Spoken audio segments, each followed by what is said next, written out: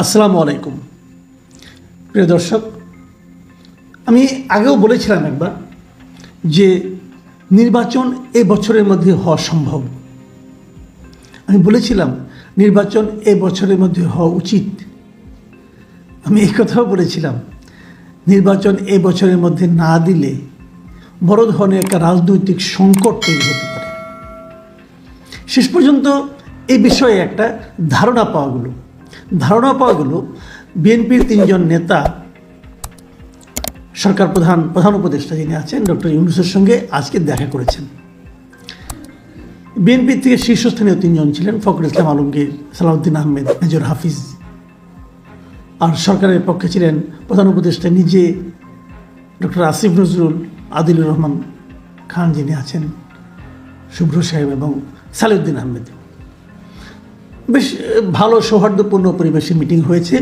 বৈঠক থেকে বের হয়ে মির্জা ফখরুল ইসলাম আলমগীর যে কথাটা বললেন সেটা হলো যে প্রধান উপদেষ্টা তাদেরকে বলেছেন যে ডিসেম্বরের মধ্যে নির্বাচন অনুষ্ঠানের জন্য তারা কাজ করছেন।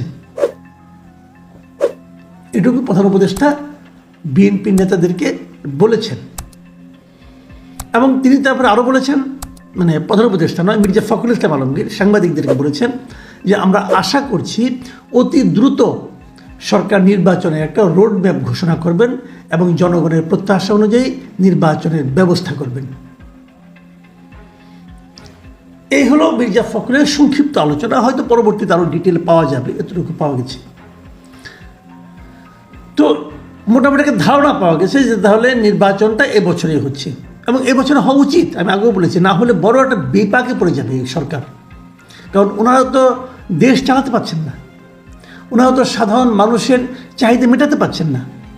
ওনাদের নিরপেক্ষতা নিয়ে তো প্রশ্ন উঠেছে, অলরেডি উঠেছে। আমি নিজে তো মনে করি যে যদি ডিসেম্বরের মধ্যে নির্বাচন হয় তবুও কি এই সরকার সেই নির্বাচন পরিচালনা করার মতো নিরপেক্ষতা ধরে রাখতে পারবেন অথবা এরই মধ্যে পেরেছেন? এ নিয়ে কিন্তু আমি প্রশ্ন তুলেছি ভাই, এবং আমি মনে করি অন্য কেউ তুলুক বা না তুলুক এই প্রশ্ন আমি তুলতেই থাকবো। কারণটা আমি আগেও বলেছি যে এই প্রধান উপদেষ্টা নিজেই ছাত্রদেরকে একটা রাজনৈতিক দল করার কথা বলেছেন এবং ছাত্রদেরকে উনি উৎসাহ দিয়েছেন তোমরা একটা দল করো, এবং উনি চান যে ছাত্ররা একটা দল করুক। কারণ উনি যদি ছাত্রদেরকে দল করতে বলেন, সেই দলটা যে সরকারেরই একটা দল হবে অথবা ডক্টর ইউনূসের অনুগ্রহপ্রাপ্ত একটা দল হবে, প্রশ্রয়প্রাপ্ত একটা দল হবে, তাতে আর কারো সন্দেহ থাকতেও পারে, আমার থাকবে না। কারণ আমরা তো দেখছি এই দলের সঙ্গে যারা জড়িত হবেন বলে বলা হচ্ছে, জাতীয় নাগরিক কমিটি বলেন, বৈষম্য বিরোধী ছাত্র আন্দোলন বলেন, যাদেরকে বলেন, তারা তো সরকারের সঙ্গে খুবই ঘনিষ্ঠ অবস্থায় আছে। তারা যা বলছে সরকার তাই করে দিচ্ছে। তাদের নেতারা দেশের বিভিন্ন এলাকায় যাচ্ছেন, সেখানে তাদেরকে প্রোটোকল দেওয়া হচ্ছে। প্রশাসনের বিভিন্ন স্তরে তাদের প্রভাব দেখা যাচ্ছে। মন্ত্রণালয়ের বিভিন্ন কমিটিতে এই ছাত্ররা জায়গা পাচ্ছে। তো এরা তো সরকারেরই পার্ট। এখন এই সরকার যদি নির্বাচন পরিচালনা করে, সেটা কি করে নিরপেক্ষ হবে বলে আমি বুঝতে পারি না। বরঞ্চ তত্ত্বাবধায়ক সরকারের যে কনসেপ্টটা এতদিন বিভিন্ন রাজনৈতিক দলের মধ্যে উচ্চারিত হতো, সেই কনসেপ্টের তো সুস্পষ্ট লঙ্ঘন আমি ডক্টর ইউনূস এবং তার সরকারের মধ্যে দেখতে পাচ্ছি।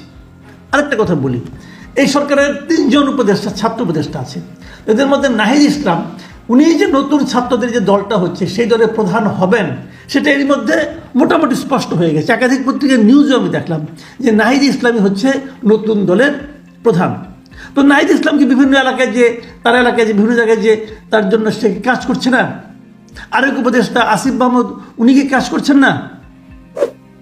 উনি তো করছেন। এই ধরনের একটা ভিডিওতে আমি দেখলাম ওদিন যে আসিফ মাহমুদের পিতা মুরাদনগরে একটা মানে ধর্মীয় সভায় উনি তো স্পষ্ট বলেছেন যে আমার ছেলে দেশের সবচেয়ে গুরুত্বপূর্ণ মন্ত্রণালয়ের মন্ত্রী, সবচেয়ে গুরুত্বপূর্ণ কিন্তু এলজিআইডি মন্ত্রণালয় সবচেয়ে গুরুত্বপূর্ণ এবং প্রভাবশালী মন্ত্রণালয়। এটা ওনার বাবা আবার এলাকার লোকজনকে বলেছেন যে ওনার ছেলে সবচেয়ে গুরুত্বপূর্ণ মন্ত্রণালয়ের মন্ত্রী, এবং ওনার ছেলে কয়েকটা মসজিদে কত টাকা দিয়েছেন, কোথায় 10 লক্ষ টাকা দিয়েছেন, সমস্ত কাহিনী উনি বর্ণনা করলেন।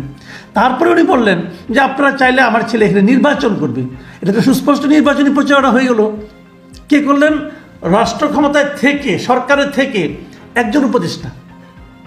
তাহলে সেই সরকার যখন নির্বাচন পরিচালনা করবে তখন আসিফ মাহমুদ সজীব ভুঁইয়া উনি হলেন এলজিআইডি সবচেয়ে গুরুত্বপূর্ণ মন্ত্রী ওনার বাবার ভাষায়। সেই মন্ত্রণালয়ের যারা কর্মচারী যারা এখানে আছে, প্রশাসন আছে, তারা কি ওনার প্রতি এক ধরনের পক্ষপাত দেখাবেন না? দেখাবেন তো। তাহলে কিভাবে হবে একটা নিরপেক্ষ নির্বাচন? কীভাবে সম্ভব? যা হোক, তারপরে নির্বাচনের আয়োজনে চলছে। নির্বাচনের সময় এই সরকারই থাকবে কিনা আমি জানি না, নাহলে কী করবে? এই সরকারের মধ্যে শুভবুদ্ধি উদয় হতে পারে, ওনারাও বলতে পারেন যেহেতু আমাদের নিয়ে প্রশ্ন উঠেছে, ঠিক আছে আমরা থাকবো না, অথবা আমাদের মধ্যে অনেকেই থাকবে না, হয়তো এর মধ্যে আবার চেঞ্জও হতে পারে, রিসাফলও হতে পারে, মানে উপদেষ্টাদের, সেটাও আমি মনে করি হওয়া উচিত। এবং যদি ছাত্ররা যেদিন দল করবে, বাকি দুইজন ইলেকশনে আগে আগে পদত্যাগ করবে, এটা হয় না, সবগুলো এখনই পদত্যাগ করা উচিত আমি মনে করি। তাহলে হয়তো কিছুটা মুখ রক্ষা হলেও হতেও পারে, নতুনত্ব আমি কোনো পথ দেখি না।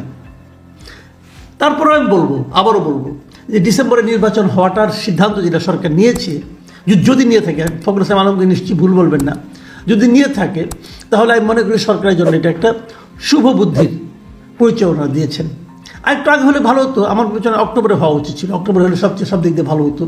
যদি আপনি ডিসেম্বর পর্যন্ত টেনে নিয়ে গেছেন, যদি সেখানে হয় সেটাতে আমি মনে করি অতি উত্তম হবে।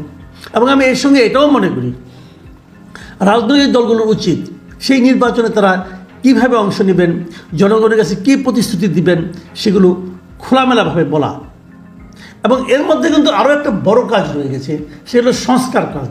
সরকারের অলরেডি এর মধ্যে 6টা সংস্কার কমিশন তাদের পূর্ণাঙ্গ রিপোর্ট দিয়েছে, সেগুলো পাবলিক ডোমেইনে প্রকাশ করা হয়েছে। এটা আমি খুবই পজিটিভলি নিয়েছি এবং আমি মনে করি সরকার একটা ভালো কাজ করেছে। সাধারণ মানুষ যারা আছে তারা ইচ্ছা করলে সেখানে যে থরলি দেখতে পারে, ডাউনলোড করে নিতে পারে, ওপেন আছে একদম। আমি নিজেও ডাউনলোড করে নিয়েছি, আমি পড়ছি। আমি ইনশাল্লাহ যদি সময় পাই এরপর আমি প্রত্যেকটা সংস্কার কমিশনের রিপোর্ট নিয়ে আলোচনা করার চেষ্টা করব। সেটা তো হচ্ছে। এবং এগুলো নিয়ে তো পলিটিক্যাল লিডারদের সঙ্গে বসবেন, পলিটিক্যাল লিডাররা কীভাবে রিয়েক্ট করেন, তারা কী কী প্রস্তাব দেন, সেই প্রস্তাবের বিরোধিতা কোন পর্যন্ত যায় সেটাও দেখার ব্যাপার আছে। এইগুলো করে তারা নির্বাচনটা করবেন। নির্বাচন কমিশনকেও দেখলাম তারাও বেশ ইতিবাচক অবস্থানে আছেন। সেই হিসাবে একটা নির্বাচন হতে যাচ্ছে, এটা আমাদের জন্য একটা আমি মনে করি সুখবর। আমরা একটা গণতান্ত্রিক রাষ্ট্র পেতে যাচ্ছি। অনেকে আশঙ্কা করেছেন যে নির্বাচন হলে একটা গণতান্ত্রিক রাষ্ট্র হলে কি সব ঠিক হয়ে যাবে? না, তা ঠিক হবে না। তবে আমি মনে করি নতুন যারা ক্ষমতায় আসবেন তারা কিন্তু এই যে সদ্য যে পতিত যে স্বৈরাচার কী করলে কি হয়, এই শিক্ষাটা তারা সেখান থেকে নেবেন। যদিও আমরা অতীতের ইতিহাস দেখেছি, ইতিহাস থেকে কেউ কখনো শিক্ষা নেয় না, তারপরে আমরা আশা করব তারা নেবেন যারাই ক্ষমতায় আসেন। প্রিয় দর্শক, আমরা একটা শান্তিপূর্ণ, অবাধ, সুষ্ঠু নির্বাচন চাই এবং সেই নির্বাচন এই বছরই হতে যাচ্ছে বলে যে তথ্য আমরা পেলাম সেটা আমাদেরকে আশাবাদী করে তুলল।